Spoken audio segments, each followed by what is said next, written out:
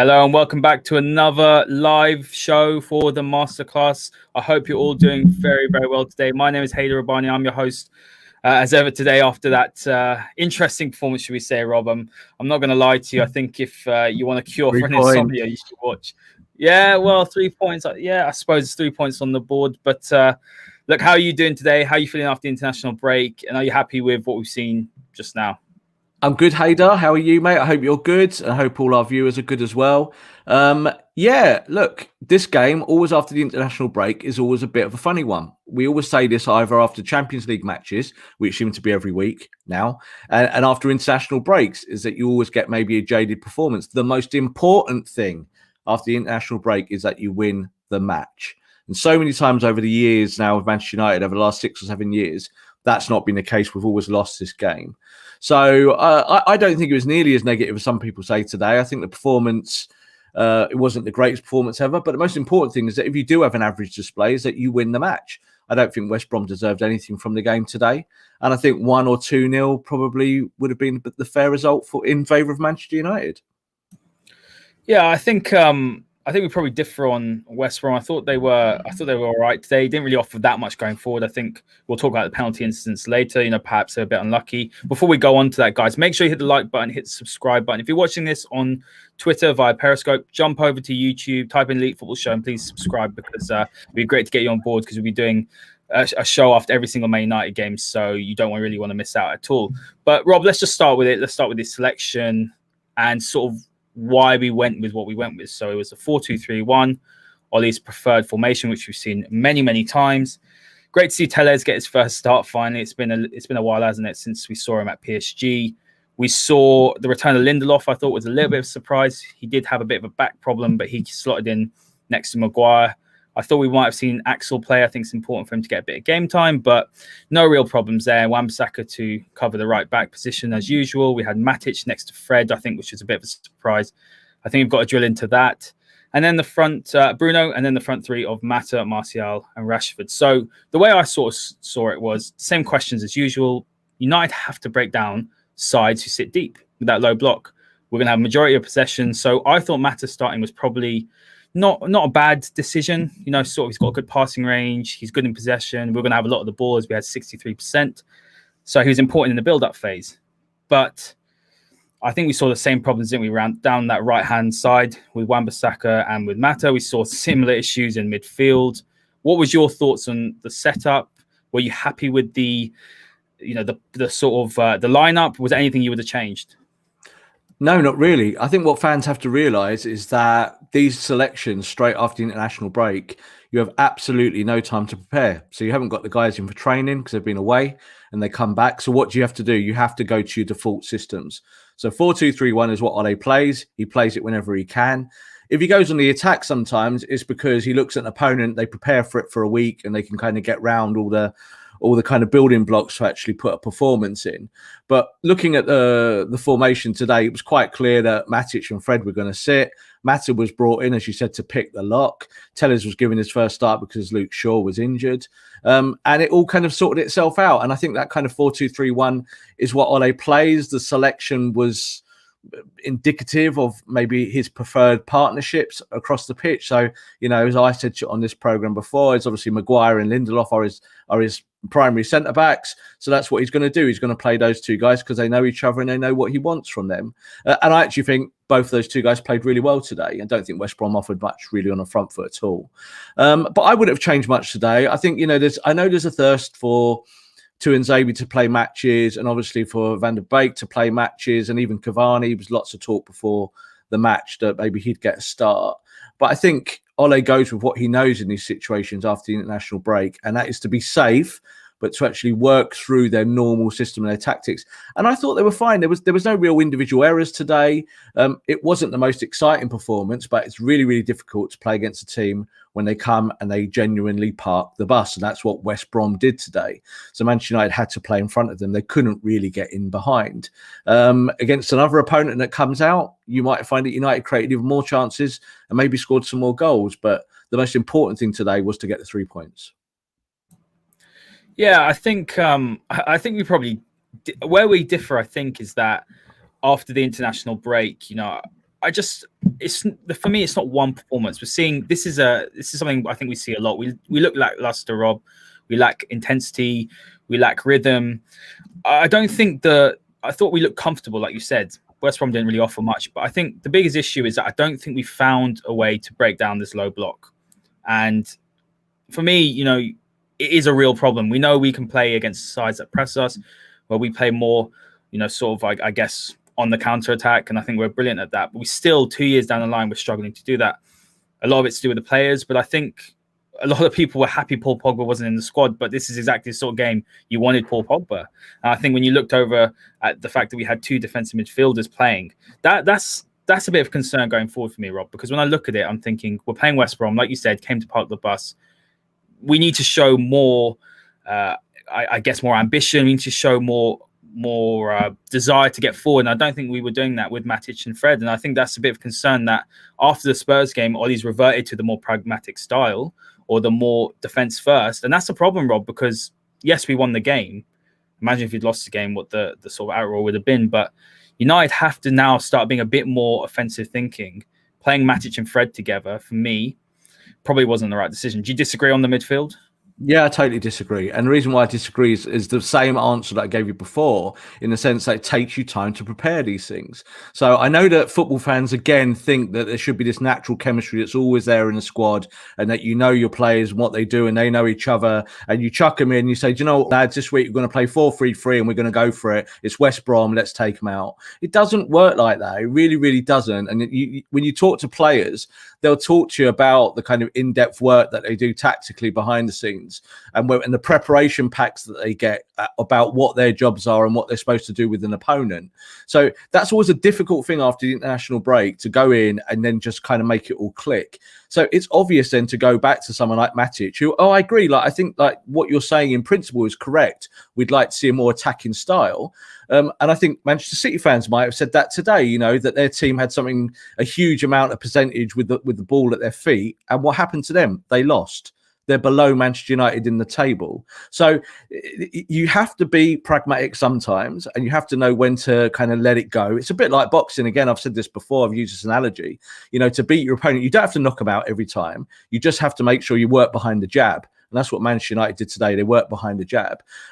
If I'd seen more kind of mistakes in the game in terms of positional things, and this is why we said we wanted to do the masterclass, was to talk about these kind of things, then I think we could have highlighted that. But I don't think that was there today. I think that they actually passed the ball quite well, and positionally United looked quite tight. I was pleased that Tellers came in, played in essentially a back four, and looked all right. I was worried about that before the game, because I didn't think that, he might have actually got caught out in situations where Luke Shaw wouldn't have done. But he looked good. He looked good going forward and also on the back foot. So I don't think there was all these negatives that people go on. Like you just said there, before the game, people were crowing on that they were glad Paul Pogba wasn't playing. Yet you get a game where the tempo's a little bit slower and people go, why is the tempo slower? Well, you haven't got Paul Pogba in the team. So, yeah, so all of these things, again, it's not particularly controversial to play Rashford and Martial. It's not particularly controversial this season to play Mata. Though, of course, I think in last year, we may not have seen Mata start this specific game, but he's had good form before this point. But, of course, it was slow at times because you've got this big low block in front of you that it's hard to get around. And like you just said there, it would be great that we could just say to Manchester United, right, let's just play attacking football like this, and all that progress is there and all that acumen is there that we do in training, and we can just turn it on. I still don't believe we're in that place. I really, really don't. I think this is still a Manchester United team in the building and in the making, and there are flashes of good signs. I think one of the things the pundit said today was, what would United do without Bruno Fernandes? And I've said a similar thing. He's the kind of heartbeat of the kind of creation that we want to see. But even Bruno's not perfect. He gave the ball away plenty today. So there are things to fix, always. But it's about winning games at this point. And today was a good win. I think West Brom came for a point if they could get it, or nick a three-pointer. But I don't think they deserved it. They had a couple of counter-attacks. De Gea had a couple of saves to make. But overall, Manchester United dominated the match. But I get that fans want this kind of crazy entertainment all the time. If they don't get what they don't want, then they're unhappy. And they're going to spit the dummy out the pram. Football, professional sport, is about winning and facilitating winning. And today, Manchester United did that. And I think they could have won 2 or 3 or 4-0 comfortably today. I thought Rashford had a gilt-edged chance in the box where he flicks it to one side. He should just hammer it. That's 2-0. Martial had a chance today. That's 3-0. United could have won this game convincingly today. So the finishing could be better. There could be more dynamic play, but it takes time, and the international break does stifle things. Whether fans like that or not, that is the absolute truth. Yeah, you make some good points, Rob. We're going to read out a few of the comments. We've got them flying in. So we'll start with Joe here. Even everything around the goal was very fortunate. It did feel a little bit like that. I mean, Jeffrey's saying here, Ole is becoming more risk averse. That's the way I sort of feel. I know a little bit. Sometimes we disagree on that. Mosen said here, underwhelming, but we'll take the 3 points and move on to the next game. We need to get points on the board. So in that respect, it's a good result. I think Ole started becoming risk adverse when Tottenham smashed six past us. Yeah. Right, because that's when Ole learned that if that was going to happen on a regular basis, he was going to lose his job very, very quickly. Yeah, I've got no problem with managers having defensive tactics. Like I said about Mourinho, it wasn't that Mourinho had defensive tactics or played a low block or did any of those things. It was just that United were having one chance a game, and then we weren't taking that chance. And it would be 0-0 or maybe 1-1 or something like that. Manchester United had plenty of chances today to bury this match, and they should have taken them. And we can talk about, obviously, the strikers today and what didn't happen in terms of putting the ball in the back of the net. But for me, the decisions went the right way today. I agreed with VAR and the referees. There was one, obviously, opportunity earlier on, which I thought was a penalty, because I think if someone pulls your shirt, doesn't matter if they pull it hard. If someone does this or this, it's the same thing. It's a foul. And that wasn't given for Martial early on. If they get that and they put that in the net, I think the game opens up a little bit more in the first half, and then maybe more goals come and maybe more chances. Yeah, absolutely. I'm going to read out a couple more comments, Rob, here. We have got Absent Daddy. Guys, if you're watching on Periscope, please jump over to YouTube and type in Elite Football Show and watch it there. We'd love you to subscribe.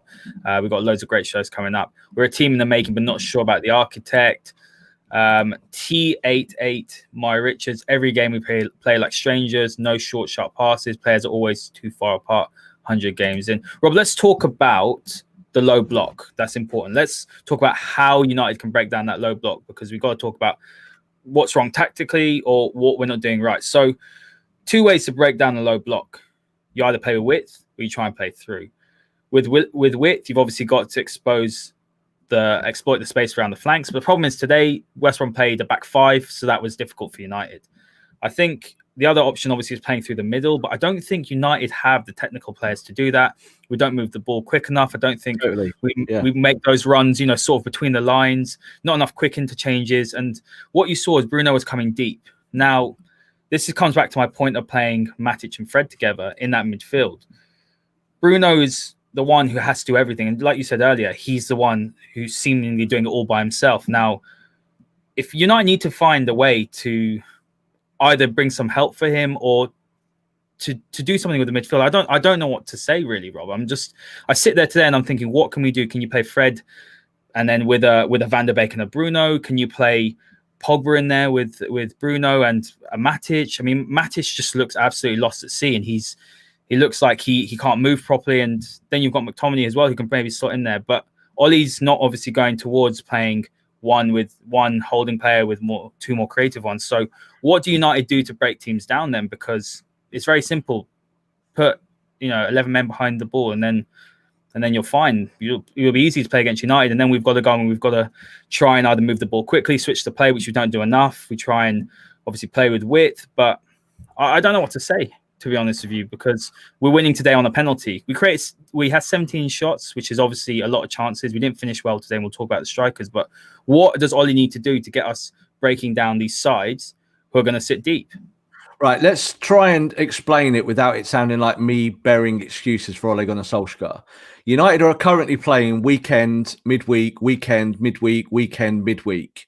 So he's almost picking a new selection twice a week, for 2 games on a weekend, and obviously playing on a Wednesday night in the Champions League or playing cup matches.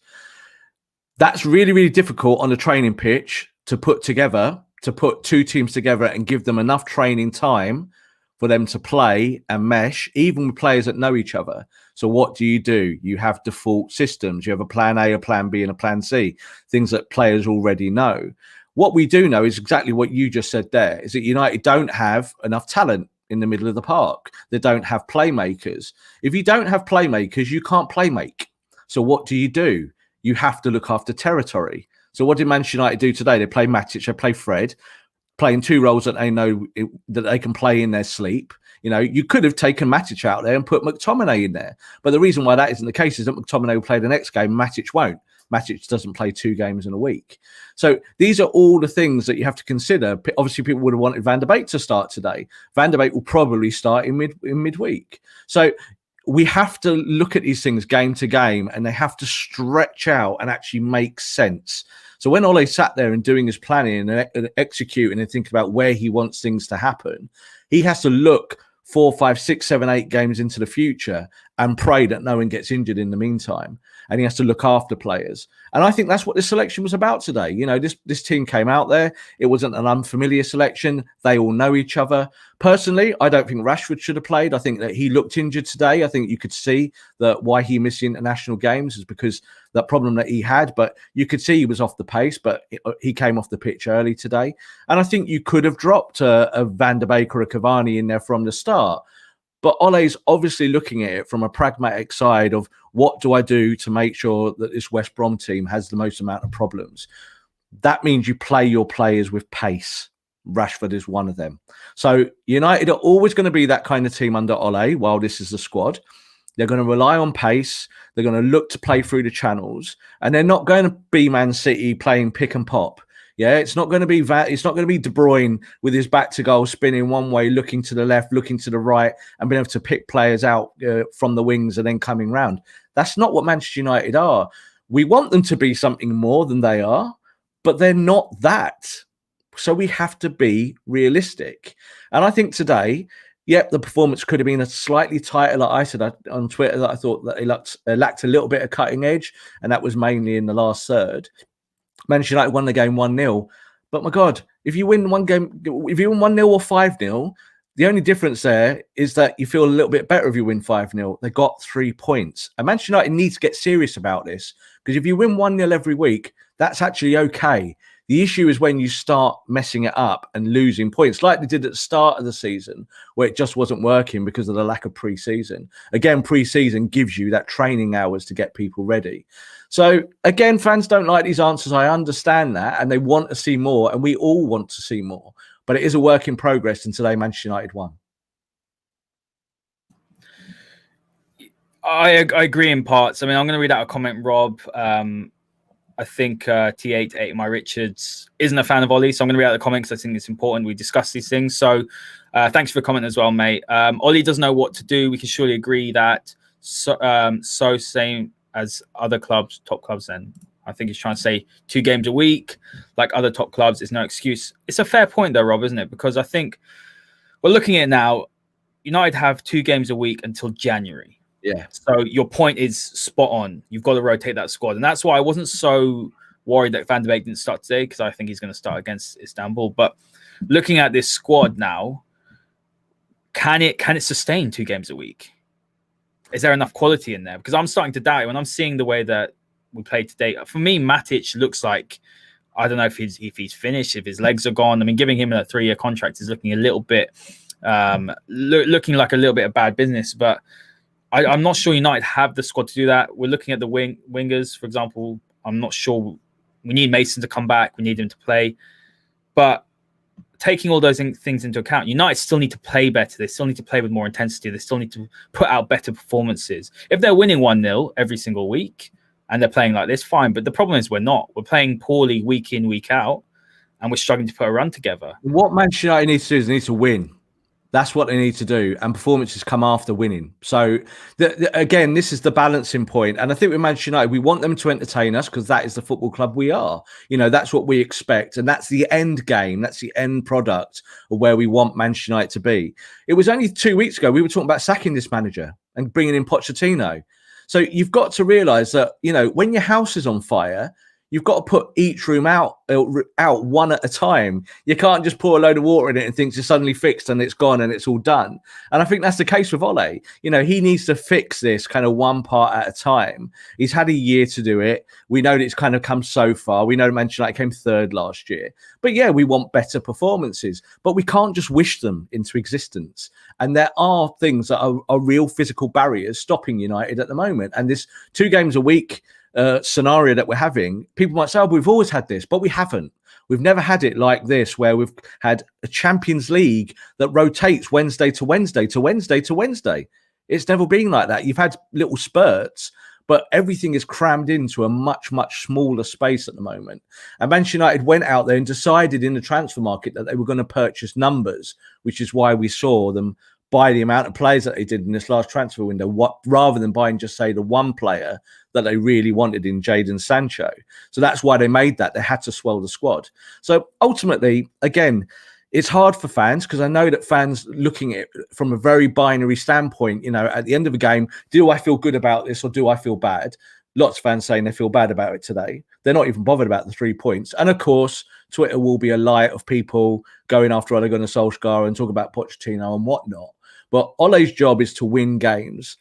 Today was a marginal victory, but it's still 3 points. And I'm satisfied with that after an international break. I felt before the game that today might not be the greatest performance in the world, because it's always like this. It was even like this during Fergie's times. You know, you'd have an international break, they'd come back after playing for England, and they all look jaded. And that's how it always is. And Manchester United have got a squad full of players that travel to the other side of the world to play international matches. It takes it out of you. Whereas West Brom might not have as many internationals as, say, Manchester United do. West Brom played well today, I think, defensively, and they will feel that they could have maybe got something out of the game, but I don't think they really hurt us. And I think overall, you know, we do want to see better performances, but you've got to do what's in front of you, and that is win that match over 90 minutes. Otherwise, it's not worth it. You can play brilliantly today. United could have had 30 shots on goal and played fantastic and drew 0-0 or drew 1-1 or lost even, and that wouldn't have been the desired result, would it? Yeah, very fair points. I think let's move on to the strikers, because I think that's important. And Joseph's got a comment here. Martial is not a number 9. United's front 3. We've got a massive problem at right wing. We've mentioned it a lot of times, Rob. And you know, Mason covered that position after the restart very well. And obviously, things going on with Mason off the pitch, he's not in contention to start. So United need to find a solution to that right wing. So what we saw initially was Mata starting on the right. And Mata deserves to actually have game time, because he's played well this year. Today he was poor, I thought, and it wasn't really the sort of game where he excelled. I thought he would, obviously, with West Brom sitting deep. But what we saw is, I think Martial today was copying quite a bit of abuse, on Twitter. And the question is he a number 9? Now, I think for me, I thought he looked more comfortable out on the left when Cavani came on, and I tweeted how exceptional Cavani's movement was. He's always getting into the box, something that Martial's not doing enough. United need to sort out that front 3. What are they going to do going forward? Because I think that right wing is a problem. We had Rashford shifting out to the right with Martial, Cavani, Rashford. I think it's time Cavani plays at number 9 and see what he can do, because I think he's just much more of a natural number 9, as we know. And what would you say about that? Sorry. And I know that Martial, on his day, he can be fantastic. He hasn't scored a goal yet. I believe that's 6 games he hasn't scored in the Premier League. He's banned for a couple. So it's a little bit of a concern that he seems to be not quite at the races. We know, obviously, no pre-season, but is his position under threat at all? Well, his position is under threat, and I think everyone's is. But ultimately, we mustn't make this a binary choice again, Haider. You know, we're making it sound like, well, do you play this player or do you not play that player? Like I just said a minute ago, Ole has to kind of map 7 teams into the future about who plays where and when. So today, it was obvious that his number 9, who's played number 9 for a long time for him and got him a ton of goals last year and a ton of assists, is going to start. I actually disagree with what you said there. I think when Martial went to the left, he almost exposed us 4 or 5 times by getting caught on the front foot at a time when we needed United to actually pop the ball forward and keep the ball away from our penalty box. Martial was kind of in the kind of left back channel, kind of holding on to it and dilly-dallying on it. And I was thinking, don't do that, because that's how they're going to score. So I think Martial on the front foot looked okay on the left-hand side, but I think he's now more of an actual striker in terms of his all-round game than being a left-sided forward. There's no doubt that Rashford is much more natural on the left side than I think Martial is. And I think Martial, in terms of coverage, because there's no doubt if you play 4-2-3-1, that person on the left-hand side has to go back and look after the fullback and has to do that job, especially when you've got someone like Tellez there who's brand new to the team and doesn't know his teammates. So I thought for the last 10 minutes, that was actually a problem. And you just say, Nate, you thought he was happier on the left. I thought tactically that was harder and that maybe, United could have been punished for that selection and putting him there. Cavani, we all know that Cavani works like a dog. He always has done his whole career. He's going to be the guy chasing and chasing and chasing. Now, I know, again, fans love that. And I used to talk about Carlos Tevez in the same mold, in the sense that Carlos would never kind of at all stand around. He would always be on that front foot and he would always be in the head, living on the head of the defender in front of him. And Cavani does a similar thing. What you have to realize is that who is your better finisher? Well, if you've got your number 9 there, what you have to do without fail is create for them. So it's hard for Martial if he's not getting chances. Now, today he had a couple of really good chances. Should have scored in the first half. Should have scored, exactly. So, that's what strikers are judged on. So at the end of a game, if someone says, oh, well, I don't know if you're a number 9 or not, it's generally on those things. However, those 2 chances go in, we're not having this conversation, are we? So that's why I'm always really these kind of binary questions about, is this player a number 9? I don't like deciding them on 1 game or 2 games or 3 games. I still look at Martial. I said this last season. For me, he wasn't a number 9. And last year he became one because he scored 23 goals and got 6 assists. That's a number 9's figures. That's what you expect from your number 9. And he does that. But Manchester United do need to create more. And I think that's a bigger problem. I'd like to see more from Manchester United in terms of the midfield. And that's maybe where we can look at, say, Van der Beek in the weeks ahead, maybe playing more games, integrating into the team more. But it takes time. And for me, the issue in that front line today wasn't Mata. The person that I had a problem with today was Rashford. Rashford was stuck on the left-hand side on the touchline, and he hardly moved off there. Why? Because he's not fit. So that was an issue for us, because what did you see? You saw Mata come infield because he was trying to go over there and make up numbers. So that tactically was a big, big problem. But of course, we're not going to have a go at Marcus, are we? Because he's Marcus. But he probably was the person that was making that attack disjointed today. I don't think it was Mata, and I really don't think it was Martial. You tweeted something actually about Marcus. I'm trying to remember it, but you did say that he needs to be running the channels rather than on the wing. Just explain that a little bit, because I do agree with you, but explain that, what he was doing wrong to listeners. Okay, 4-2-3-1, that 3 that sits behind the striker, they've got 2 essential roles. One is to keep the width when they can. So you see Marcus do that. He does that quite naturally. He'll go right onto the touchline on the left byline. And the other most important job is to actually run the channel between himself and the centre forward. So that's into the box. So that means coming narrow and bringing that fullback in as well. And what that allows is that would allow Tellez then to overlap. Yeah, Marcus did none of that today at all. And that's a problem. Mata does it because Mata naturally comes narrow, and he's the opposite. He doesn't really want to be on the touchline because he hasn't really got the pace to either come inside or go past the man. So he does that naturally, but Marcus needs to do that more. What I find is that when he's not fit or he's not quite there for whatever reason, he just goes and sits on the wing and plays as a winger. That's what he did today. And that's a problem, because that means the space between him and Martial, who's the centre forward, rather than it being like that, is like that. And that makes Martial's job a lot harder as a striker to actually find, especially when he plays with his back to goal, because he's looking for people to overlap into those spaces. The channels are the most important avenues to scoring goals in modern football, especially if you're playing something like 4-2-3-1, where it's expected that those 3 players who are attacking midfielders essentially go and support the striker and get into the box, create for that number 9. United didn't do that today. But they're the same problems that we've talked about for a long time, about creation and about talent. And United need to, first of all, buy their way out of that issue. United need to buy playmakers if they want to play make.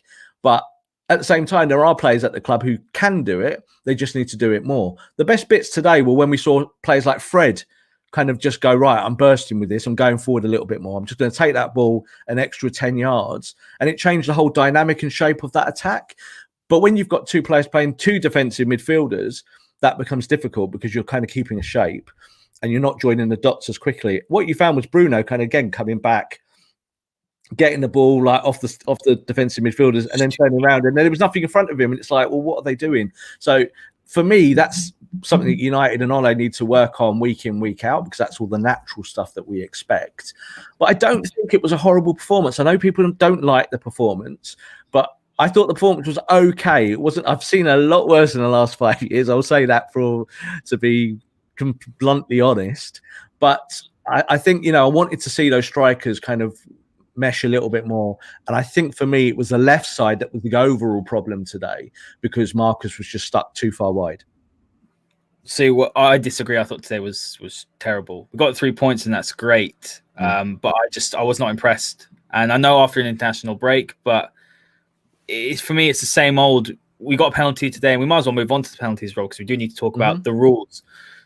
United obviously didn't get a penalty in the first half with the shirt pull on Martial. Now, was that a penalty or not? Because I thought that was soft, but you're going to explain why. What is that? Before I answer it, someone said this to me on Twitter. I got loads of people saying soft. What does soft mean? Is there a hard foul as well?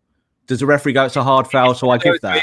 For me, if it's a soft foul, it's like, well, if it was given, okay, I can understand. Yeah. If it was if you're running into the box, Haider, you're playing Sunday League football, yeah? You run into the box, someone pulls your shirt from behind as you run forward. Do you want a penalty? Yeah, of course. I'll flop. And do you know why you want a penalty? Why do you want a penalty? Because it is a foul. Because it is a foul. So if you pull someone's shirt like that, this is why VAR came about, because people were saying, well, you know, you don't see these things in real time. And I think you know, we can debate whether the ref saw it or not, but that doesn't matter. What we do know is that VAR does see it. So VAR has to make that call. And VAR are not allowed to sit there and say, is that a soft foul or a hard foul? They just say, is it a foul, yes or no? That's where football is binary. You know, it's where you have to make that choice. Now, people might say, oh, well, it is subjective. And yeah, and I think that's what happened there, is that the referees looked at it and kind of gone, no, I'm not giving it. But then we see this with the other decisions that happened today, where, again, people were saying, oh, well, you know, is that handball? Is that not handball? You know, is that a foul? You know, what does Bruno do? And as I said, we'll break those individual points down now for people. But overall, I think they kind of got most of the decisions right today. The one they didn't get right is that if someone pulls your shirt from behind, there is no soft tug or hard tug. It's a tug. It's a foul. You know, if you pull my shirt on the halfway line, it's the same as if you pull my shirt on the penalty spot. It is a foul, and you have to give the foul. That's what VAR is there for. Yeah, no, when you put it that way, I do agree. And if you've not been given it, obviously I just didn't complain very much about it. If it being the other end of the pitch, people say to me, oh, what would it being the other end of the pitch? I'd say it's still a foul. If Martial pulls one of their players' shirts, or we've seen it a couple of times, Harry Maguire gets physical, doesn't he? He gets tight and pulls shirts and tugs and all of that. They're still fouls. I don't care if it's for United or not for United. It's about the rules. And the rule book is really quite clear on those things. It really isn't difficult. And that's the bit where I kind of, you know, my eyes kind of bulge open. Because I think when you look at the decisions today, they were all pretty easy decisions, I thought. You know, they really were. Once you saw them with the replay, which is obviously what the referees now get to see, that maybe we saw once upon a time that referees didn't. And fans could actually say, oh, we saw that, but the referee didn't. But now, of course, the officials get to see it. Yeah, no, that's a good point. Let's move on to the second one, because, again, that was one which VAR overturned. Did you think that was a foul? I mean, I thought we were lucky as well on that. I think Bruno was a little lucky on that. In real time, I thought it was a foul. Why? Because Bruno comes from the wrong side, essentially, as we call it in football. You know, so he kind of comes round the wrong side of the ball. And it looks like that he kind of gets the player, and the player goes down quite hard. And it looks like he's gone shin first and then got and no contact on the ball. The most important thing is what VAR shows in the replay is that he makes contact with the ball from that side. The ball, you can see the deviation. It only moves slightly, but it shows that he gets the touch on the ball. That's what's important. As soon as he gets the touch on the ball, you then have to default to excessive force. So does he follow through on the player when he touches the ball? Now, if he'd slammed his leg through and maybe just flicked the ball, but then obviously smashed the player hard, that's excessive force. that's a foul. So when the referee goes and looks at it on the monitor, the first thing he's looking for is, does Bruno touch the ball? There's a tick in that box. And that's obviously what VAR sees and says, right, go and look at it. He then goes and looks. And the next question he's asking himself, because it is a staged thing, is it excessive force? And you can see clearly it's not excessive force. He's not slamming his leg through the player just to get a tiny touch on the ball. So he gets a touch on the ball. It is a contact sport. It's not a foul. I saw them debate this on the telly afterwards. I have no idea if these people know the rules or not. They're ex-professionals, ex-United legends, etc., etc., etc. And even an ex-referee sat there saying, I thought it was a foul. It isn't a foul, and it is a clear and obvious error. Why? Because the referee went to the monitor, looked at it himself, and decided that he got it wrong. Therefore, that is clear and obvious, because whatever he thought wasn't really what the thing was it? That's what it was. I think without VAR today, that gets given as a penalty every day of the week, and you can't really complain about it. Yeah, and it's VAR being used correctly. Correct, isn't it? And then we go on to the final one. The final one was 100% a penalty for me. You've seen them given all season, really.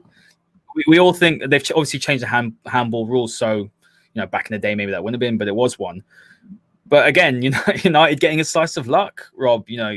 Johnson had a great not with VAR, no luck anymore. It's just yes or no, isn't it?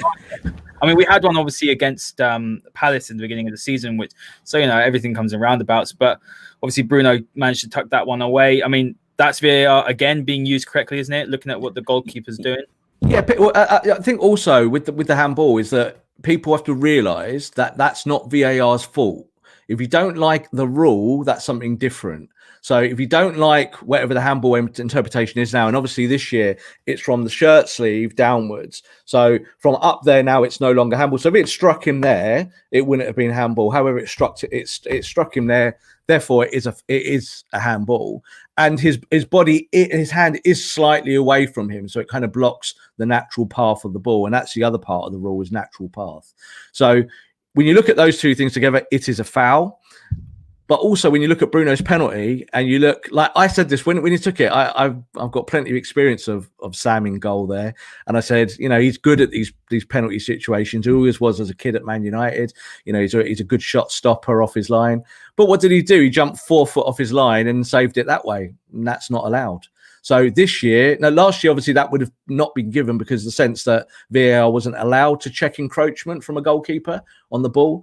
Now this year that they are, it's a rule change that came in this season. So as soon as he did that, you actually saw his face. He kind of went, the goalkeeper went, because he knew it. He was miles off his line. Therefore, you have to retake it.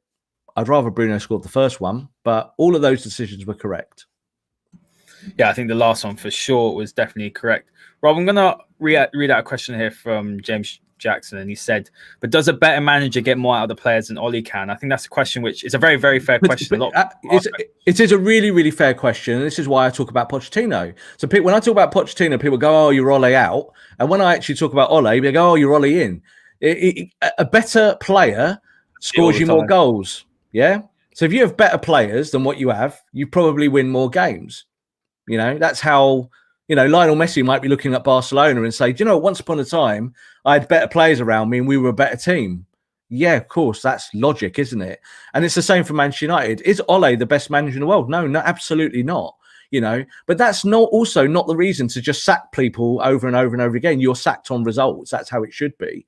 And if you're given the opportunity to do the job, then you should be also given time. So this is why when I say about Ole, it wouldn't surprise me that, say, if Manchester United's form did sink over a period, whether it be 2, 3, 4, 5 games, that he might just lose his job very, very quickly. We don't know that Pochettino might not get a job in the next week or two, do we? So it's always about choices. And you've also got to realize that with choices comes consequence. So, if you get rid of Ole now and you bring in Pochettino and say that just completely falls flat for whatever reason, and he, United tumble down the table and Pochettino's a bad choice, you realize that a lot of these choices are made on the whole aspect of populism, and it shouldn't be. It should be about facts. Yeah, it should be about what's going on. So today, Manchester United won. Now, Haider, you didn't like the performance. They don't care if you like the performance or not. What they care about is that they won the game, because it means that they can go to the next training session. They'll have tomorrow off. They'll go back in on Monday or Tuesday. They'll do all their work, and they'll go, right, we won the last game. Now it's our job to win the next game. And that's how football clubs work. It's metronomic. So ultimately, is there better coaches than Ole out there? And yeah, I'd say Allegri was a better coach than Ole. Do I want Allegri over Ole? No, because we would be really boring. Do I think Mourinho is a better coach than Ole Gunnar Solskjaer? I do. I think he's a much better coach. Do I want Mourinho as my manager at Manchester United after what I saw for X amount of years? No. Give Ole a bit of time, and like everything with results, if they go bad, then you get sacked, don't you? That's just simple. I want to see United play better football this season, but I think it's a slow burn. I think people do need a bit of patience. I know people get bored of me saying that, but that's the truth.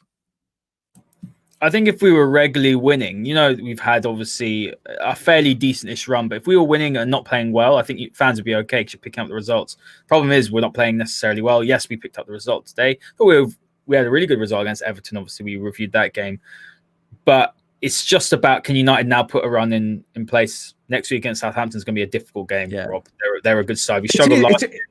It's going to be totally, it's going to be really, really difficult. But again, I implore fans to realise what the preparation behind the scenes is and what it takes to get it right and how difficult it is. One of the reasons that Manchester City lost today is the same reasons why Manchester United have had issues. It's the same problems. And it's about preparation. Do you think Pep doesn't think, his players can do it, or that his players don't know each other, or they don't know the system, or they haven't got the right tactics? They had all of the ball today and they lost.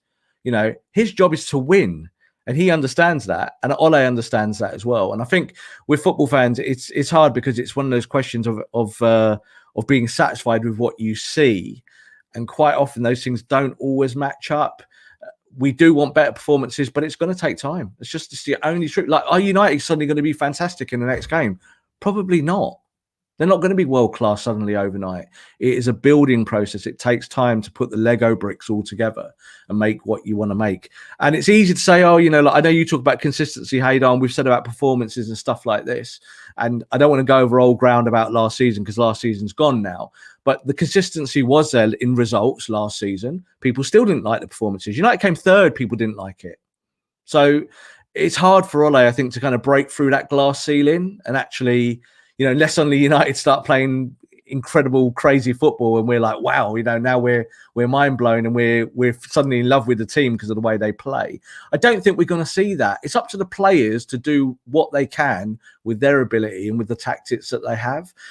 I don't really think tactically I'd have done much different today. If I'm setting up that team, I'm going out with what I know. I'm going to be pragmatic against West Brom. I don't want to get sucker punched in the face on one counter attack. I'm going to have two defensive midfielders. I'm probably not going to start Van der Beek. All of these things that fans really want. I think when you look at the cold light of day today, they were the right calls.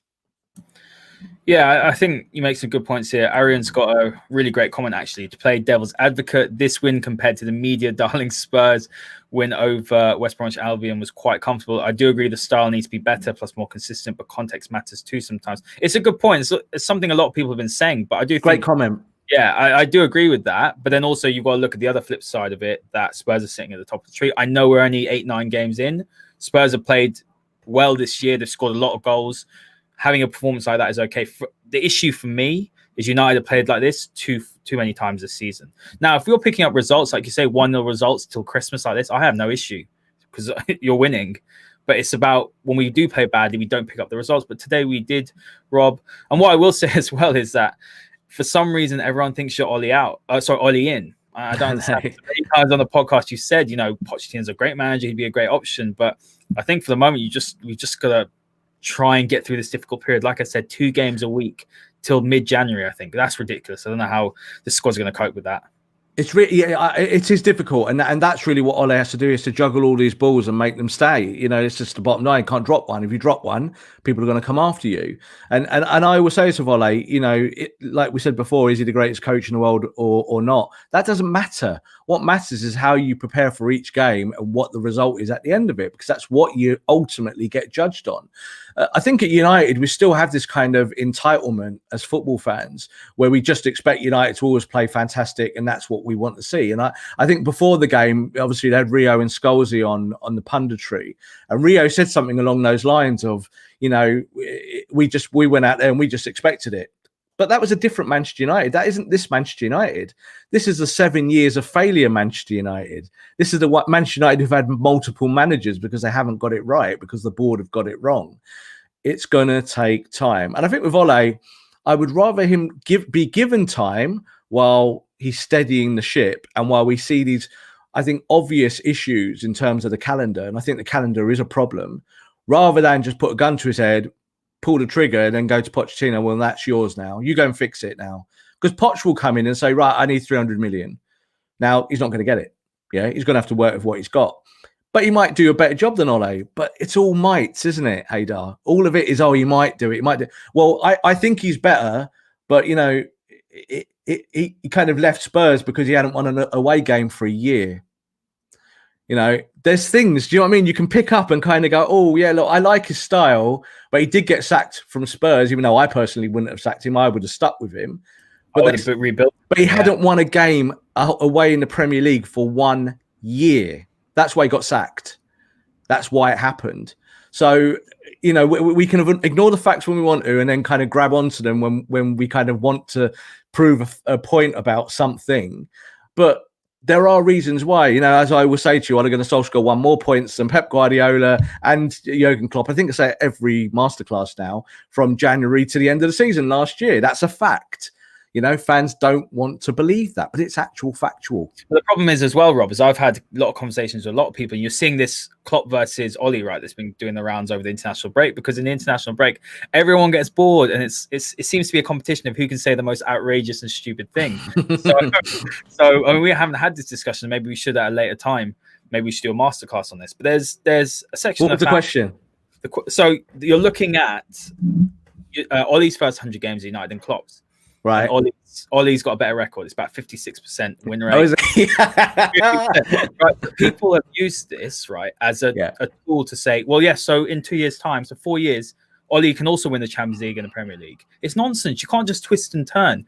I mean, Ole Gunnar Solskjaer's got a better record than Sir Alex Ferguson, but doesn't mean he's a better manager. And this is a problem with statistics. Those facts, it's crap fact. Yeah, it doesn't matter. It doesn't matter. Comparing those things, it's stupid. So, you know, fans want to use those to kind of prove their points. You know, if you use a nonsensical fact to prove something that isn't a fact, you know, then you're just Donald Trump. You know, it's just the bottom dollar, isn't it? So, you know, is Ole better than Jurgen Klopp? Absolutely not. No way. Does that mean Ole should get sacked? No, it doesn't. Does it mean that Ole's got actually a not bad record over 100 games if, say, he's done better than Jurgen Klopp over that period in the first 100? Well, that's actually something you can stand by and say, well, that's not that bad, actually. You know, I think the thing is that we are, you know, we're the emperor in news clothes at Manchester United. That's what we are. You know, we always want the biggest, the best, the tastiest, the freshest. We want to be the guys on the top of the block. We want to be the ones with the cool tunes, you know, banging in the background. We want to be, you know, everyone on everyone's lips for the right reasons. The truth is that we're not there yet. Yeah, we're not Liverpool. We are not Man City, and they've got their own problems, whether it be injuries or results themselves. We are Manchester United. It's going to take time. And I know that time is the one thing that Manchester United fans never really allot these days. You know, we used to be really good at it. We used to give a lot of time to managers and to players. And certainly players, we always said a new signing, we'd always say, give them a year. It's always the first thing we always said, give them a year, because it takes a year to settle in at Man United. Now we're expecting players to play in the first 5 games. And if they don't play, we're upset, or we think that they're terrible, or they're not worthy of the shirt, or whatnot. You know, so I don't know. I think there's a big question for the fans with those things. But, you know, are we in a terrible place? Well, we're above Man City at the moment. That's not a bad place to be. And I think we're getting better. You know, I think over the performances, there is an incremental improvement, whether people want to see it or not. You know, look at the Everton game. If we were talking about the Everton game today, did we see good improvements in that match before the international break? We did, didn't we? Yeah, we did. Yeah. What other questions have we got? Any other good ones? Yeah, we've got 2. I'm just going to read out Nissan's comments here because I think it's a good comment. Yeah, let's do questions with viewers. Yeah. So he's saying here that we really are papering over the cracks. I honestly couldn't have complained if we didn't win, and that's alarming because we have had many such games this season. That's how I sort of think. I feel like seeing a performance like that is the norm rather than an anomaly. And if you pick up every team has a bad game, Rob, and if they win poorly, that's what champions do. But United don't don't win well, I don't think, stylistically. And we've had this discussion. I feel like I'm more of a football purist, and obviously I want to win. But for me, I've got to see more with the style as well 2 years down the line. What does purist mean? Come on, let's do this live. What does purist mean? Because I hear this thing, I hear fans say these things a lot about, oh, I'm a purist. And, you know, I'm a football fan. I go to football matches. I'm a football journalist. You know, I kind of want to see a certain style of football as well at Man United. I've always said that. What does it mean that you're a football purist? Football purist, Rob. Okay. So for me, attacking football, the first thought should be to score goals. So, for example, we shouldn't be scoring one goal and then looking to hold on to that lead. That's the first thing. So you've got to have that mentality, and I don't feel like you always have that mentality, right? The last 7 years. The second thing as well is playing high intensity football. Doesn't necessarily mean pressing, but looking to be expansive. And the final thing is obviously winning, because that should come hand in hand. You don't just play beautiful football and not win.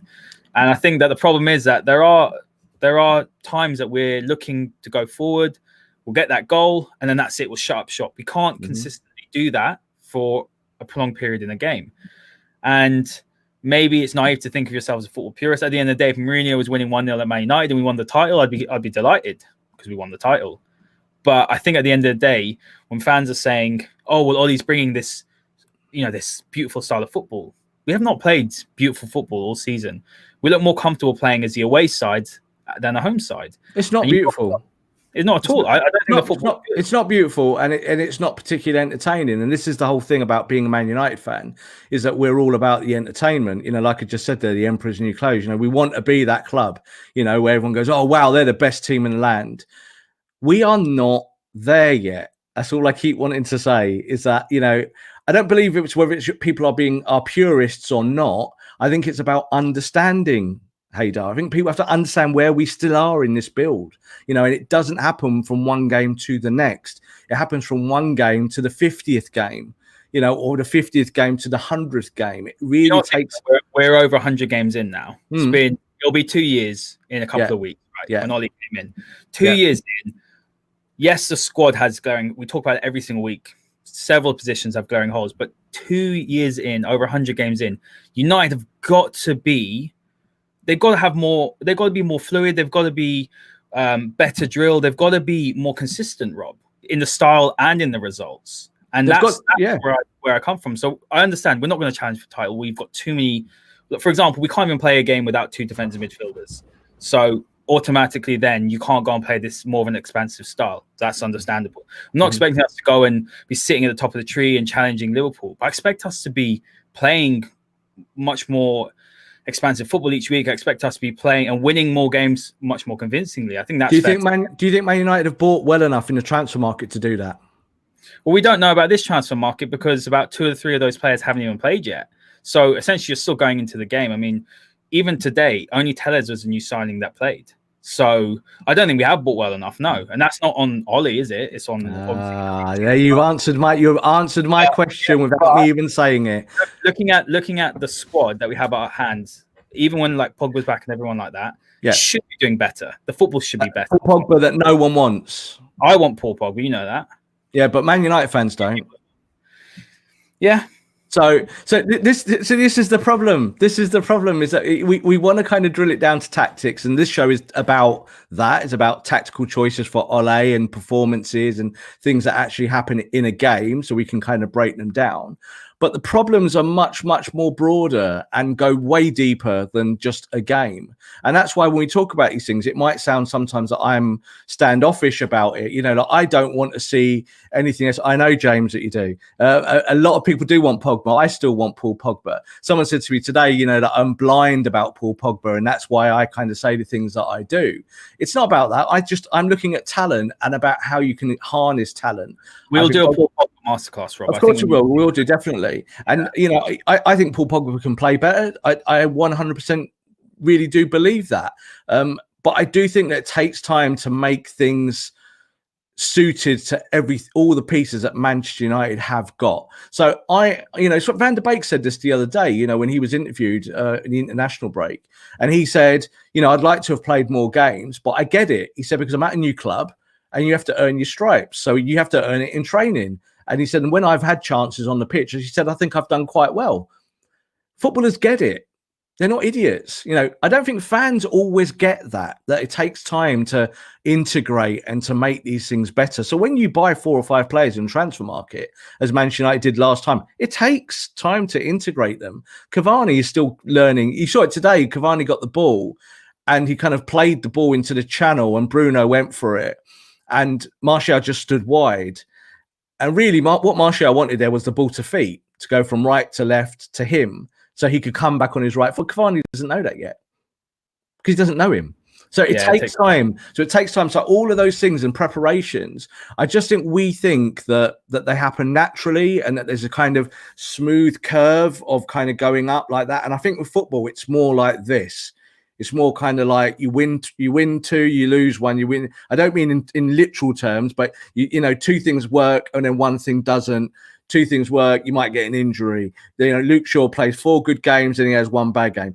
There's a kind of that's the inconsistency I think that we've talked about before in terms of United's performances.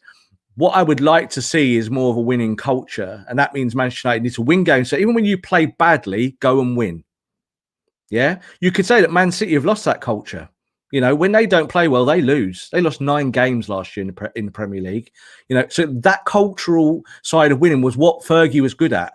I went to pretty much every home game that Fergie managed from all the way through from the 90s and onwards. Yeah, and I saw some stinkers at Old Trafford. I saw United play awful at times and still win 1 or 2-0. And you left thinking that that's okay because winning is what it's about. That's how you win a title. It's by accumulating 3 points every week. Bang, bang, bang. That's 9 points for three games. That's how United should be. That's why I think we have a problem at Manchester United, is because we've not been more consistent, maybe collecting points this season. But I do see better things in the team. Like I thought we passed the ball the first half, especially today. I thought we passed the ball beautifully. There was no real mistakes. I thought the shape was there. It was good. It just was a bit slow. Yeah, the intensity it was slow. It was slow. And the problem was that link into the final third. And that was, for me, Rashford today. Now, we could say Mata was, didn't have a good game. I don't think he did. Didn't have a particularly great game today. But I think it's an issue for him being the right-sided forward because he hasn't got the pace to get around the man anyway. I would have probably have kept Rashford off the pitch today, maybe played Van der Beek somewhere in that system because he was fit. I think that's an important thing. But, of course, Ole will trust players that, if he says to Rashford, in training yesterday, are you ready? And Marcus goes, I'm ready. You're going to play him. One reason why Mason Greenwood isn't playing, and I think it needs to be spoken about more, is that obviously a friend of his committed suicide recently, and it's something that's clearly affected him profoundly. That's why he's not playing, yet people are still tweeting, why is Mason not playing? Get real, man. This is the real world. If one of your friends has just died, you may not want to play football. So these human reasons, aren't they, for why there is problems?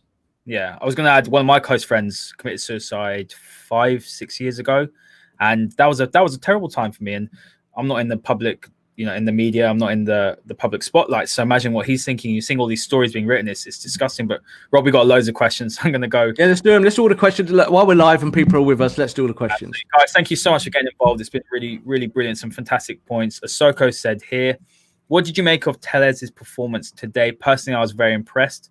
He's a real threat to Shaw's position. I'll start quickly on that, Rob. I thought he was good without being spectacular. I didn't think he did anything particularly brilliant. I think the point you made about Rashford obviously hugging the touchline made it more difficult for him going forward. He's obviously very comfortable on the ball. He didn't have much to do defensively, and as you pointed out earlier, that was a concern. But I think we've seen that more quality like Tellez. Imagine if we didn't have him, we'd be probably playing Williams now, who hasn't played for a long time. So I think him coming into the squad has been brilliant for us. Baby steps. He's going to be playing regularly now. I think he excels more in the back 3. So I'd like to see that possibly in the Premier League, maybe against Southampton. So yeah, that's my view on Tellez. Yeah, I by and large agree with that. I think for Tellez, I'm still concerned overall going forward about him playing in a 4 at the back. I think that restricts him. He really is a kind of flying wing back. That's what you want him to do. He's got a great delivery. He gets assists. But he can't really do that in a conventional 4-2-3-1. So today he did get the opportunity to go forward. But like you said there and I said earlier, I think if Marcus is on that left wing and he's stuck to the touchline, What's Teller supposed to do? What, run off the pitch to go round him? Hey, Marcus needs to come into the channel and allow him then to come round that side. Once that happens and they get to know each other's games more, and when they do that, obviously in training, and again they get the preparation packs, and they'll talk about exposing opponents and stuff like that. I think we'll see loads more from Tellers. I thought he was good today. He looked. I like the way he's busy. Like he gets the ball, and like you said, Dave, he's kind of on the front foot. He's a progressive player. Whereas I think Luke Shaw, sometimes he's told to defend. That's what he does. He sits a little bit. Wan-Bissaka today, he had opportunities to go forward on that right-hand side, but just didn't really have the quality. And that's a repetitive issue that we've talked about all season long and last year. So that's one thing that needs to be fixed. But better kind of balance, I think, overall. And I think someone like Tellers will give you that balance in the weeks ahead. Yeah, I agree with that. I really do like the fact he does look to be on the front foot. It's an issue we've spoken about with the fullbacks, that they aren't the best going forward. I think Luke Shaw's improved to that. Wan-Bissaka we saw today was a bit of an issue. I mean, I started gassing up Lamptey, Rob, and then he got sent off, so I jinxed him. I remember a couple of weeks ago we spoke about him. I'm not going to comment about it. You think Lamptey's the best thing since sliced bread, and I think he's average. I think he's a good player. But anyway, let's move on to Ruhan's question. Just out of curiosity, any of you have an idea what style of football Ole wants? I'll let you go with this first, and then I'll give my opinion. Ideally, Ole would love to play 4-3-3. That's where I think Ole would like to be in the years ahead. I think that, like Mourinho and Van Gaal before him, were both also favoured 4-3-3 as a kind of set formation. They kind of realised with the squads that they had back then that wasn't possible. Now, I think with Ole, we saw that for a little bit when he first came into the job, playing a more progressive style. United played well to the end of the season. Then, because Man United couldn't defend, they got hammered and they ended up outside the top four. Last season, I think there was a better balance. So Ole would still play 4-2-3-1, but there was a better style, especially when Bruno came in, that they could join the dots in the attack. So Manchester United came in the top four, came third in the table. This year, I think United tried to play more progressively, like we were saying there. It's what you want to see. It's what fans want to see. It's what Ole wants to see. And they ran into Tottenham Hotspur and they got spanked. So after that spanking, you have to reset. You can't just say, well, do you know what? Let's attack every week and see if we get it right. Because when you're 8 games into it and you've lost all 8 games, you've lost your job. So you have to reset. 4-2-3-1 is the system that Ole will default to when he feels that he needs to just keep things set and calm, and when he's playing an opponent that might sucker punch you, like a team that plays in a low block where you might get done on a counter attack. Now, of course, we would love to flood them and just be in their box all the time and play that kind of football, and that's very exciting. But invariably, you do lose games like that if you don't feel you're prepared for that. So I think in the future going forward, and I think that's why Ole's bought players like Van der Beek and Cavani. I think they fit a more progressive system that maybe we won't see for another, few weeks or even months. But that's what Ole wants to play. And he said it. Ole has said, Manchester United play attacking football. I was brought up at this football club playing attacking football under Sir Alex. And I see lots of things that Sir Alex used to do with the team in terms of little tactics or positions of where players play in formations that Ole has adopted. But he still plays at 4-2-3-1 because it's a default system and he knows his players know it. So you bring Matic in, yeah, he might not have the legs that he had, but he's going to sit in front of that back four. Fred's going to go in there and give you a bit of work rate. You look at those things. Marcus is going to play on the left. So Marcus is going to give you that opportunity with pace to get past someone if he gets that opportunity in the channel.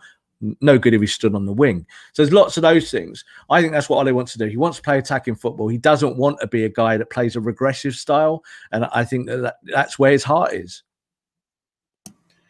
Yeah, I think you mentioned some good points there, and that moves in nicely to monitoring FC's question coming to a 4-3-3. Do you think a defensive mid should be the priority next and play 2 8s with Bruno, Van der Beek or Pogba? I think that's a massive thing. We saw today, I've said this before and I'll say it again, that when Matic was playing his best football, that's when United looked their best. After the restart was the best I've seen United play for 7 years since Sir Alex. Yeah. And we were fantastic. And that also allowed us to play Paul Pogba and Bruno together. Rob, I cannot agree with this idea that Jamie Carragher was saying a couple of weeks ago that Pogba and Bruno can't play together. They can play together. We've seen it. But the problem is that we don't have a defensive midfielder good enough, in my opinion, who can play there. I think Fred and McTominay are good together, but both have deficiencies to their game. which means that if they play in that position, I'm not sure. Maybe Fred can do it, but I don't think his passing is good enough. And Paul Pogba was playing very disciplined after the restart. And we played a 4-2-3-1. We didn't play a 4-3-3. Pogba was playing much deeper. He was much more disciplined. I mean, for me, I think he was even better than what Bruno was doing. But obviously, Bruno got a lot of the plaudits. But yeah, surely a defensive midfielder is the position we should be looking at. I think it's more of a priority now than a defender, to be honest. Yes and no. What I'll say is this. France played 4-2-3-1 when they won the World Cup. Where did Pogba play? He played in the 2. So he can play in the 2. The difference is that at that point, he was playing with Kante, who's probably the best defensive midfielder in the world. So you can play these different systems. When you play 4-3-3, the team that plays it best, I think, certainly in England anyway, and they play it in a kind of more rigid style than, say, Manchester City play their formations, is Liverpool. So when Liverpool play 4-3-3, what do they do in their midfield? They put the 3 midfielders as their most pragmatic players that they've got, the players that work hard and get on with it. Henderson, Wijnaldum, Fabinho sitting deeper, depending on, he's got options in there that he can play, and then you allow the front 3 to go and kill the opponent. Fullbacks.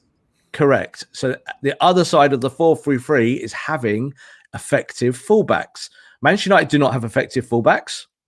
Manchester United does not have a real pragmatic midfield. Like, we have got players that can do it. The issue is we've got flair players in there, like Pogba. You've got Bruno sat there. We're now talking about Van der Beek coming in. Say, does Van der Beek play? Well, if you play 4-3-3, Van der Beek never plays, ever. If you play 4-3-3, you probably would have to play Bruno somewhere in that front 3 and maybe push Rashford one side, Martial the other, maybe play Bruno as a false 9. You couldn't play him in the 3 behind. It wouldn't work. He could play as one of those players, and he would work hard, but he wouldn't give you the pragmatism. He wouldn't keep the ball in the way that maybe Jordan Henderson keeps the ball. Would you choose Jordan Henderson over Bruno Fernandes in your team? Absolutely not. So this is a dilemma I think that Ole has in terms of getting there. You're saying that we should have got Partey. Absolutely.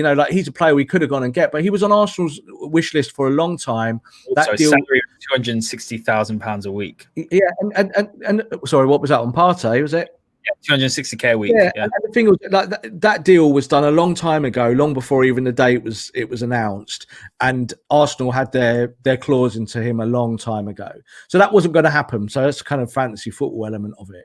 What I will say is this: is that if Manchester United want to play with a genuine defensive midfielder in there, they currently don't have it. So I wouldn't say that makes it the priority, because I still think there are other positions that United need to sort out before they sort out a defensive midfielder. They've actually got there, Rob. I completely disagree. I think a quality defensive midfielder, one who can move for a start, because matches can't move anymore, who can actually pass as well, has ability to start the attacks off and to be more creative, to pass through the line. Who'd you sign, Haider, then? Go on, you've got the checkbook. Who'd you sign? Look, it's difficult because I wanted Thiago, but Thiago can't keep fit, and Thiago isn't necessarily good at the defensive side. But then you keep hold of the ball. I like Zakaria. I like Thiago in a 4-3-3. That's not going to work. Yeah, that's what I'm saying. You think he's going to give you the pragmatism there? He can play in a 4-3-3 with Arsenal. You see, Liverpool this year have started playing a 4-2-3-1 because of their injuries. Yeah, so they're actually playing Ole's system. Yeah, and that works perfectly for Thiago to be a modern number 6. I always talk about the modern number 6 role. You don't have to be a destroyer or a Kante. You can sit deeper and you can pass out from the back and you can dictate and be the conductor of the band. If you play 4-3-3, you've got to be dynamic in there. So you can't be. So if United had brought Thiago in and played 4-3-3, we'd have got beaten every week. Yeah, that's what I'm saying. It wouldn't have worked. Yeah. So who do we buy? Because there isn't really. He's a good player. Again, expensive. Who's that? Someone like Ndidi. He'd be a good option possibly in midfield. Who would you bring? I don't think Ndidi takes you to the next level. I think he's good, but I don't think he takes you to the next level. I think. Sorry. Declan Rice. Would you take him? No. Well, Declan Rice is good, but I find all these. It's like people talking about Jack Grealish at the moment, like he's Gaza. It's like, what? Like, you obviously didn't ever see Gaza play to say that, because it's just not. It's light and day. He's a decent player, but decent players don't always take you to the next level. You do need them in your squad. I look at Manchester United. I think there are issues still at fullback. I still think that there are issues somewhere in the attack. I think you could squeeze a number 9 in there. I'm talking about Cavani being a short-term option. We've talked about the right side of attack. And I think a conventional box-to-box midfielder is probably more needed. And all of those... those four positions. Well, who would I sign? I wouldn't actually replace a lot of the players that people would say that they're replaced with. So for me, if I was playing 4-2-3-1 like Ole tends to play, I'd play Pogba in there. I'd play him with a two, with a defensive midfielder every week because he can do it. Doesn't mean he's the best in the world at defending. He's not a sharp tackler or any of those things. But when you look at the way he intercepts the ball and some of the stuff that he does he give the ball away sometimes? Yes, he does. But you don't always live in a perfect world. You've got to try and work the system through it. So there are lots of players that I would sign across the whole squad for Manchester United.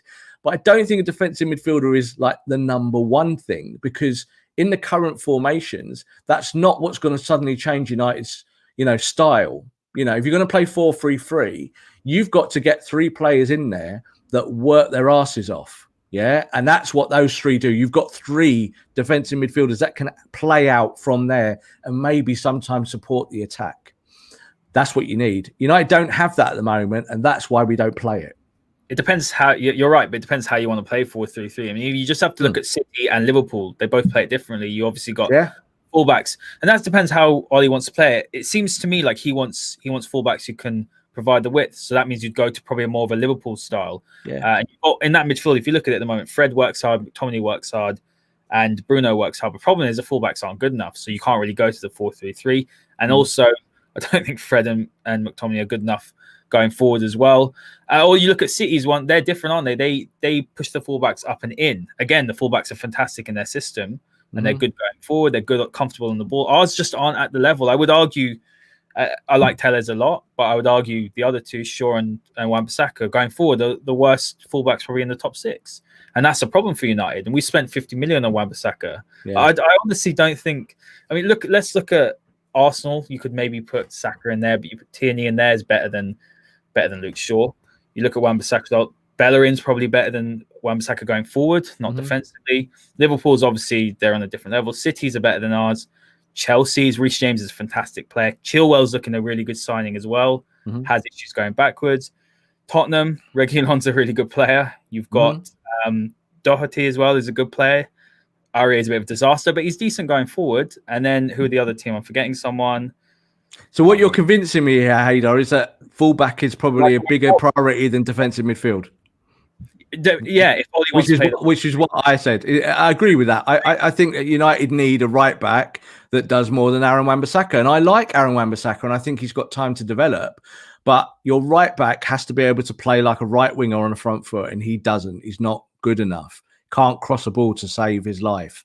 So there's all of these things that I think United have got several problems. Like before we talk about the Pogba question, overall, Paul Pogba, I think is probably about the 8th problem at Man United. I still think that there are issues before Paul Pogba.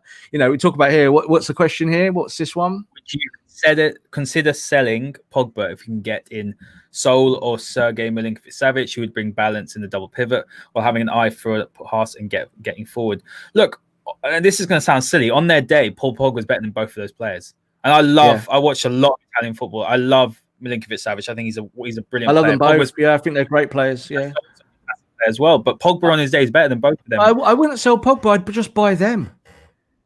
People keep saying to me again, I got a question today saying, why do we buy Cavani and Van der Beek if you're not going to play them? And I'm like, well, they did actually play today. I don't know if you saw them. They were on the pitch. They might not have started. It doesn't mean that you must start everyone, because you can't always start everyone. I'd have Paul Pogba in that team with those two players. I would like that, please. That would be what I would want, because you've got to have choices. And I think that's the thing with Man United over the years, certainly I would say over the last 5 or 6 years, is that we've lacked squad depth. And I think now we're finally maybe just getting somewhere near a smidgen of having a bit of squad depth. So every game when you look at the bench, you go, oh, there's some internationals on that bench. It's not Angel Gomez this week. It's not Chong. It's not just kids. I still want the kids to play, but you've got to have players that can come on and give you impact, who are good enough to start. So I think we'll see more of that with Manchester United going, in the months ahead. And I'm all right with that. I'd sign Saul tomorrow. Yeah, go and spend the money and buy Saul in the January transfer window. But that's on Ed Woodward and the Glazers. So that's not really up to Ole or you or me. We can crow about these things until we're blue in the face. We need the board to actually go and buy those players for us to actually have better players in our squad. Yeah, I mean, that's a bigger problem that we can talk about. Well, we spoke about all summer, didn't we, Rob, when we were doing transfer podcasts? I've got a good question here as well from Ahsoko. This is an interesting one that's been said a lot by a lot of people. Should Van der Beek start in the Mata role? Because it looks like he's not going to get in the midfield because Bruno's a number 10. And it seems to me, I think he probably could play a similar sort of role. They're both intelligent, as Ahsoko says here. Obviously, Mata drifts in and he's left-footed. So it's not too similar, but I think possibly it could work.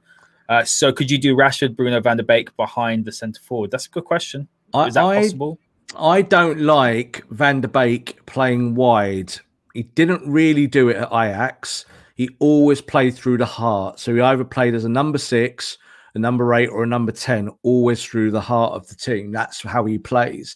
And I think you even saw today where his duties when he came on were to kind of to push a little bit wider and keep it tight out there, is that 3 or 4 times he got it wrong. He just tactically got it wrong because it's something he doesn't normally do. If you were going to play that system and play Bruno in there somewhere, unfortunately, you'd have to move Bruno to the right-hand side because that's a role he has played before. And you'd have to allow then Van der Beek to be essentially the 10. Now, fans wouldn't want that. I don't think Ole would want that. As well. Remember we saw it temporarily, and what did people say? They went mad, didn't they? Don't play Bruno wide. He's not a winger. He's not a winger. He's not a winger. Well, it's true. He's not a winger, but you could play him there to accommodate other players to get the balance correct. It's always about balance. It's a difficult one. I still think United need to buy for some of these solutions. They're not always in the club. You might find that in the next 6 months, either Pellistri or Diallo, when they kind of get up to scratch, obviously Diallo's still to come to the club, that they might give you that balance on that right-hand side because they're dribblers, they're fast, they're progressives. So they're essentially, unproven versions of Jadon Sancho. That's what they are. But they could quickly prove themselves in the correct system. But it might mean, again, that someone misses out. It might mean that Van der Beek, doesn't get the starts that people think he should. But I do think he'll get a chance to prove himself. I think he came on today and did okay. But it's difficult because I think 15 minutes here and there, Rob. And this is the thing. Yeah. He's played out 90 minutes. He's played out of a possible 720. Yeah. That's less than that's what. Yeah. That's less than. But I'll go back to what he said. I'll go back to what he said the other day and himself. And he said, I'm at a new club. I totally get that I'm not 100% integrated to systems and everything that they do. And he was very, very complimentary of Manchester United. He was like, but I love it here. I really love the club. Everyone is treating me like I'm the, the golden child arriving at the football club. I can't believe how kind of I'm well looked after at Man United, but I get it that it's going to take me time. And I get it that I don't just walk into the team. He said that would be weird itself if I just started games, but of course he wants to play. But I don't think you swap players in and out because you have to do the rotation at the moment because we're under this crazy schedule. And I think Van der Beek will play plenty of games. We're still, what's this, 8th game of the season in the Premier League? We're talking 8th or 9th game, and we're talking like we're 30 games in. We're not, So I think patience for that. And I think that we will see him plenty of times this season. What I will say as well, to add to the 4-2-3-1 debate, because a lot of fans don't like to see that, but that's actually Pochettino's favourite system as well. So when he comes to the club, this will do because the 4-2-3-1 is how he gets the his tactics across, how he gets the style across. So once he does that, then he flexibly goes to a 3-4-3 again. 4-2-3-1 is what Pochettino will do if he comes to the club, and you might even see that he puts Bruno Van der Beek on the right wing because it's sort of like the Eriksen sort of role, where he looks.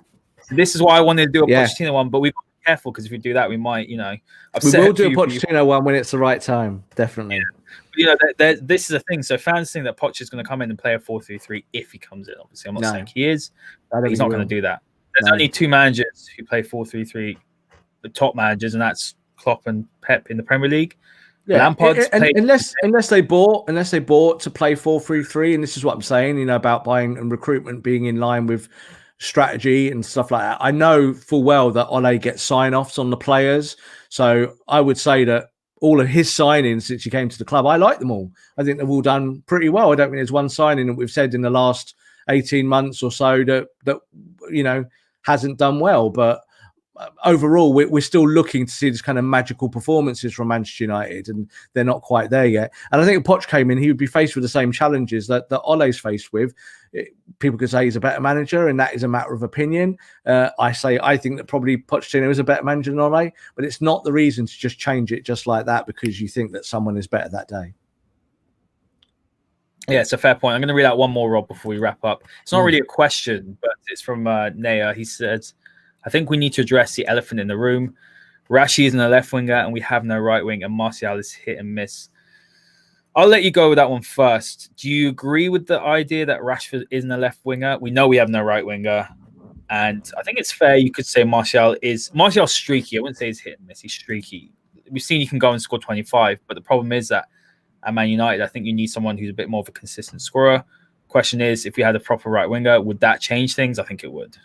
Well, I'll say what I said before in one of our previous shows. We don't play with wingers. We don't. 4-3-3 is a wingless system, and 4-2-3-1 is a wingless system. So there is no such thing as wingers anymore. What annoys me is that Marcus Rashford is playing too much like a winger. Yeah. So like in today's formation, I didn't want Marcus stood on the left wing, but he tends to do that, like I said, when he's either ill or not 100% fit. So that's what we saw today. We talk about consistency. When you look at Marcus's numbers last year, Marcus has scored more goals every year when he's been in the team since he came in under Van Gaal as an 18-year-old. Was he 17 or 18? And he scored more goals every season up until last season. So that's doing the right thing. Martial last year was not a million miles from the golden boot. That is consistency. You know, I think unfortunately, this is the thing. If you have a bad game, people can say you're not consistent, but that's not true either. You know, having one bad game is not the right thing. You can say that, you know, is this player the right player? You know, do I think that Haaland is going to be a better number 9 than Anthony Martial? I do. I believe that. So if you just if you just purchase on that kind of philosophy, then you say, sorry, Martial, I'm going to go and buy Haaland and I'm going to drop him in my team, and that's that. Do I think Lukaku is a better number 9 than Martial? I do. But would I have Martial as my number 9 or Romelu Lukaku at the moment? 100% I would have Martial. It's about systems. It's about how you build teams. Squad building is a long process. I think that he's got to a point now, Martial, where he's hit an expectation level where everyone wants him to score every week, and that's fine. I think for number 9s, you're expected to do that. But there's still a lot more in the Man United attack that needs to be sorted and maybe have different variations. I think I would like to see, you know, with Rashford, I'd like to see him play less, maybe. I think that's a problem. You know, I think if Rashford could come on and impact games with 20 or 30 minutes to go, that would be not a bad thing to have in your locker. And what I see with Rashford is because he is the kind of figurehead of Manchester United now, is that there's this expectation that he plays every minute of every game. So even when he gets substituted, people are a bit like, oh. But then on the other hand, you've got people who are the complete opposite, who don't like Marcus Rashford and don't think he's good enough and don't want him in the team and don't want him at Man United. So it's two extremes, isn't it? And quite often, neither extreme is correct.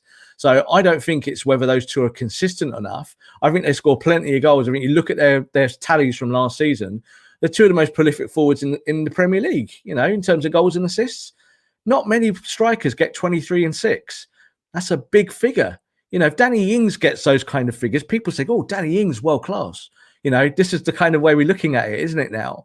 But for Martial, there is a higher expectation. His next thing now is that he needs to get 28 and 10, you know, and take the next step as a striker, or risk having a player come into the club, in this case now it's Cavani, that might take his shirt. I've got no issues if Cavani proves it and scores goals. Cavani starts as a 9. That's how it should be. It's about competition. And I think ideally that's how football clubs do work. You know, ultimately it's about how you train and whether your form is good enough. It's very rare that you play when you're playing completely terribly. People might say that about, say, Lindelof and Maguire in weeks gone by. But now all they could say, well, actually, do you know what? My 2 centre-backs are playing quite well. That's because I stuck with them. So when you wanted me to bin them and shoot them in the head and, you know, bring in Tuanzebe, who wasn't fit and wasn't ready, I played these 2 boys, I stuck with them, and now they're playing quite well. And I think that was a big positive today. I really liked how they both stepped out with the ball. They both got the ball and they were driving the ball in the channel. I thought, whoa, this is weird. This is different. You know, they've both been doing this now on and off in the last few weeks. And today we saw them both do it where they stepped out of the pocket. Now, you can do that with a team that sits deep because you haven't really got in midfield to kind of challenge you. But I liked it that they were thinking those things, and that was a positive. I definitely think that both Lindelof and Maguire have been fantastic since, I can't remember what game was it. I can't remember now. Maybe since the Spurs game, but no, they've been really good, and they do deserve their starts. What I will say, Rob, my last word, and I'll let you have your final word. Football is a very simple game. When you haven't got the ball, you got to restrict the space. When you have, you got to create more space. I think what United do well, they do the defensive side of it well. I think they are organised. They know what their roles, but I think going forward, I don't think they do that well enough. So for me, what I want to see in the weeks ahead, I want to see United be more consistent in their build-up play going forward. I want to see more intensity. I want to see more rhythm. I want to see consistency in results. That's my biggest thing with this United side, because I think it's a capable United side. That's why I get frustrated. It's not about whether I want Pochettino. It's not whether I want Ole out. It's nothing to do with that. It's the fact that I looked last season, I saw this team give me the most enjoyable, sort of string of performances after the restart for a very, very long time. And I know there's a lot of quality in this squad. So for me, I mean, there are glaring holes, but I think this squad can go and, especially with the way the landscape is this year, City are doing poorly. Liverpool have got a lot of injuries. United can not win the title, but they can go and really make a name for themselves in this league this year. So that's what I want to see. I mean, what's your final words before we wrap up? That's exactly what I want to see. Exactly the same thing. I think that the only difference is that I think fans' opinion is that we all have different kind of methodology in our head of how these things work. And I think that's what it comes down to. So this is why I always wanted to do a show like this, is that we can talk in depth about tactics, because when you talk about these things to fans in general, they get bored of it very quickly. I've realized as a journalist that lots of fans are not interested in tactics, but then there's lots of fans who are. And they're the fans that I think this show speaks to, the fans that kind of want to dig a bit deeper than just did someone play well or not today. Because that's just, again, binary, isn't it? Quite often a player plays well and the next week he doesn't. We've got to look at the reasons why. I still think Ole's building, and the way I would look at it is this, is that at the start of the season, I expected it to be really hard, and it was. And we lost games that we didn't really want to lose, but it wasn't there in terms of the pre-season. Liverpool get hammered 7-2 by Aston Villa. Man City get beaten by Leicester at home. They've got beaten again this week. United hadn't won a home game in the Premier League up until this point. But they did go and beat the best team in Germany at home a few weeks ago. I've seen progress. So I think since the Tottenham game and over those I think it was 7 games or 8 games now, something like that, there has been the small signs of recovery for Manchester United. And that means getting over the line to win games. That's what I want to see. So even if we're not playing stellar football in, say, the next 6, I would like us to win all 6, wouldn't we all? Yeah, but that's what I want to see, is that Man United are becoming a ruthless team that learn how to beat teams. Today against West Brom, one of the things you said earlier on, and I think one of our watchers today said the same thing, was that, wouldn't have been surprised if we had lost today. Well, Man United were the better team today. West Brom didn't deserve anything out of that game. They hardly had a shot, and that was that. And yeah, they only lost 1-0, but you've only got to lose 1-0 to lose. And you've only got to score 1 goal to win a match. That's what's important now, is that Man United get the priorities right, and that is winning games. And performances will come off the back of that. Once you start feeling good about yourself and the confidence flows, you do more training together, we get these horrible international breaks out the way, because I think that they are massively detrimental to the players, both in terms of having to go abroad with the COVID risk, coming back, all of this broken training. It really doesn't help the guys. And it hurts the bigger clubs more than it hurts the smaller clubs. The Manchester United do fit into that mold. So let's see where we go. I would like to see that, that we just see an incremental improvement. But the most important thing for Ole is to win games. If he wins games, then there's no chance of Pochettino. And I think that's why some fans who are very much Pochettino in want Manchester United to lose at the moment. And that's not something I'm going to get on board with, because I'm a United fan. I'm red till dead.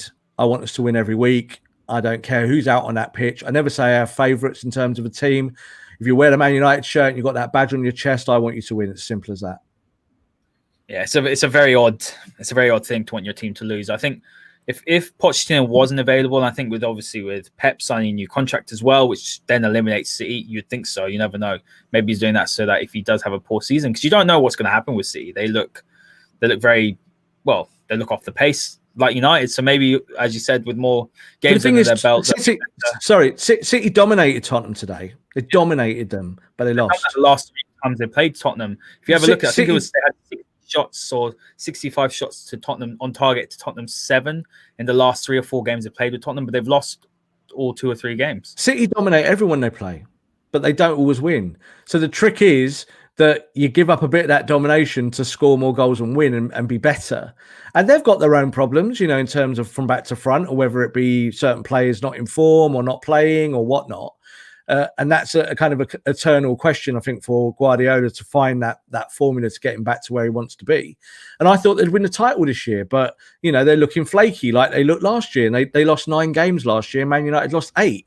So Ole lost less games than Pep Guardiola last year. Again, that is a fact, and people don't want to listen to those facts. See, that's one of those stats for me, Rob, where I'm like, But it's rubbish.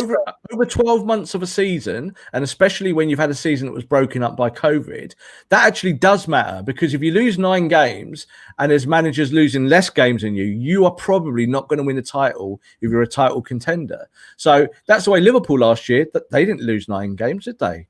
They got hardly anyone got anywhere near beating them. Who did they lose in the end to? Watford. You know, they nearly lost to us at Old Trafford, and they won the title. Yeah, so they should have. Yeah, so they lost a few matches here and there, but they can afford to lose them in between 10 or 15 game periods. That's not happening at City. And also Manchester United, their actual results this season have not been great, but they've also not been a complete disaster. So United now, a 9th in the table? They need to keep climbing. You know, 8 games in, I would say you don't look at the table till 10 games in, so we're not far away. We're 2 games away from that. Manchester United could invariably be in that top 4 very, very quickly. It's up to Man City now to start winning games, isn't it? Because they could be looking at a deficit between, say, themselves, then Spurs, United, even Arsenal above that. You might even look at Liverpool, and they might be too far off the pace. And are they going to sack Guardiola?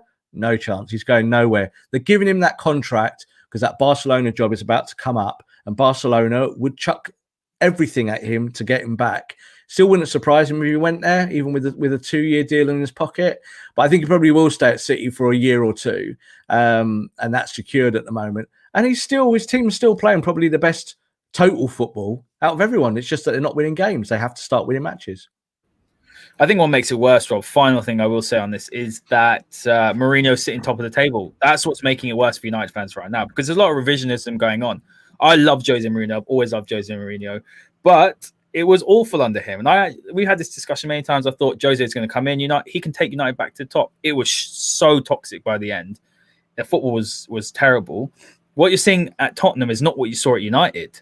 I know today he did a sort of a Mourinho masterclass, with the 5 or 6 shots on goal and the 2-0 victory and the clean sheet. And obviously he's happy about that. But the lowest block of all time, low block. So much so that Harry Kane was in his own box defending for large chunks of it. But the thing though, Rob, is because at United he's not doing anything different. He's got better players at Spurs. He's been backed better, I would say, at Spurs, if I'm honest with you, I would say. And he's got a better squad and a better team, and he's doing well. But I think if he wasn't doing so well, a lot of fans are turning around and saying, "Oh, well, this and that about Jose Mourinho," but it's just revisionism. All of this is revisionism, and it's just rubbish, isn't it? Yeah, look, Jose sacked himself.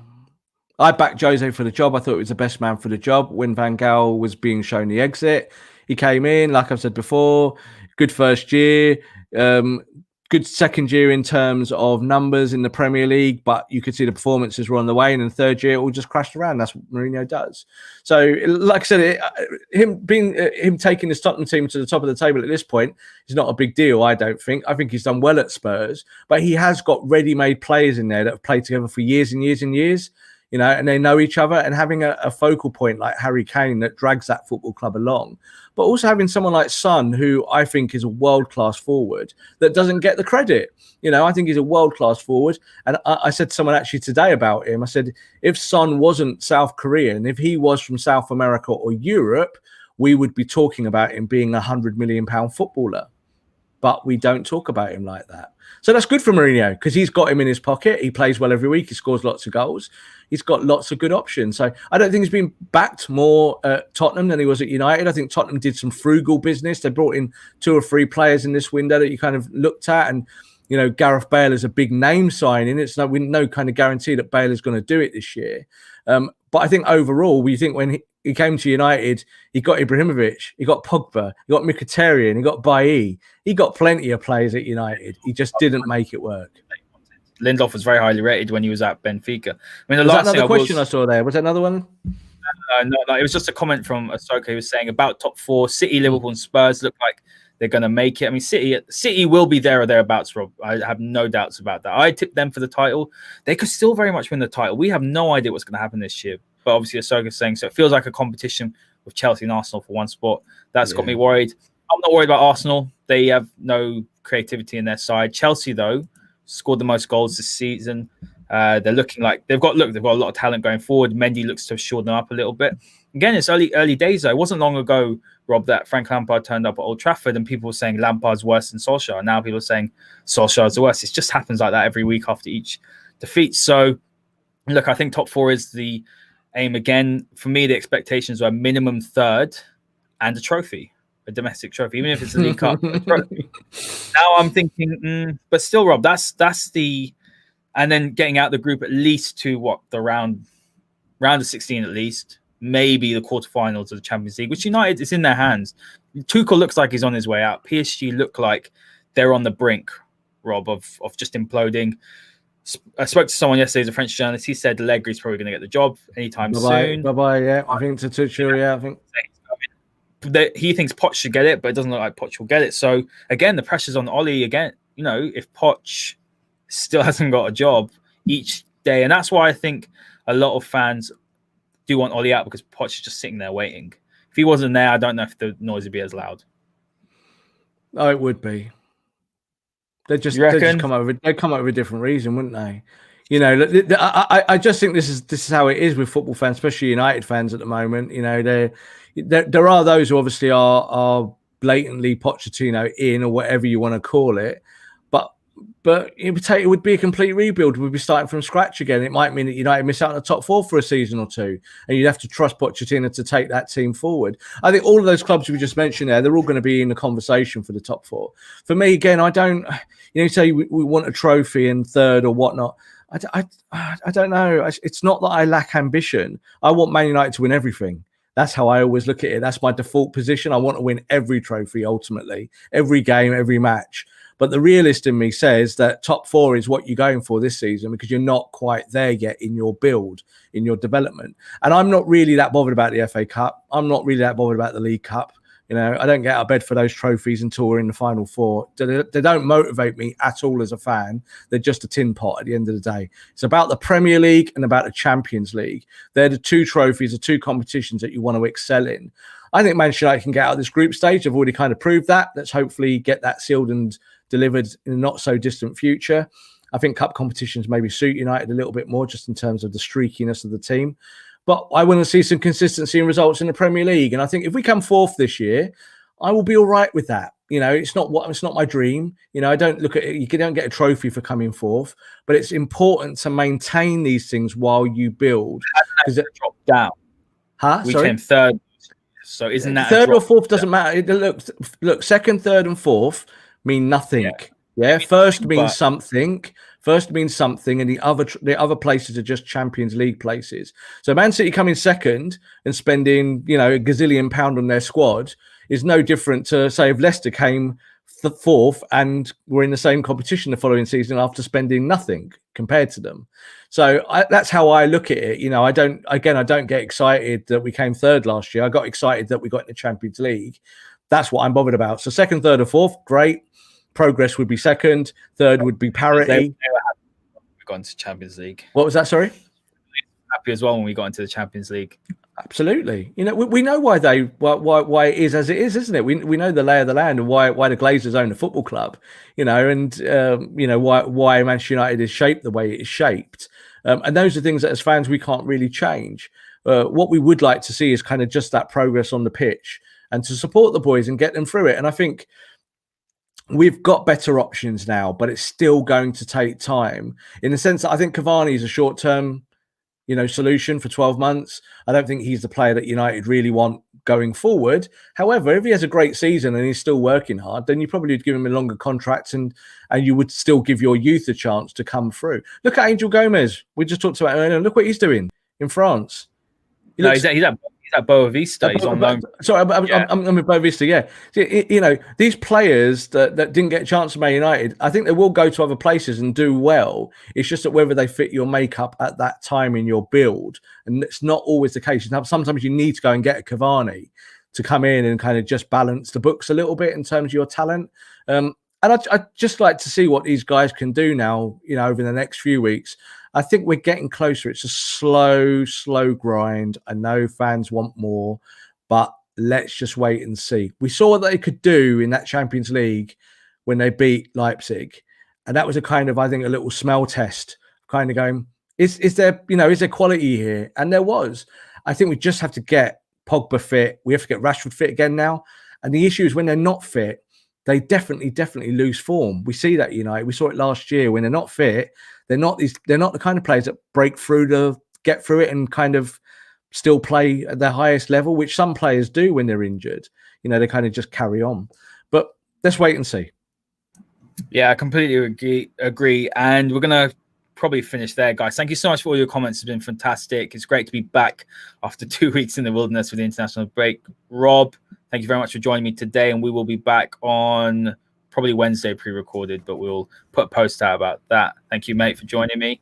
And to all listeners, make sure you check us out on Spotify and Apple Podcasts. We're also on Google Podcasts, Twitter, Instagram. And if you're listening to this on Twitter, jump out, go to our YouTube page, click the subscribe button. We're nearly at 1K. You can see on the lovely ticker at the bottom. So please help us. Thank you very much. And we'll see you next time.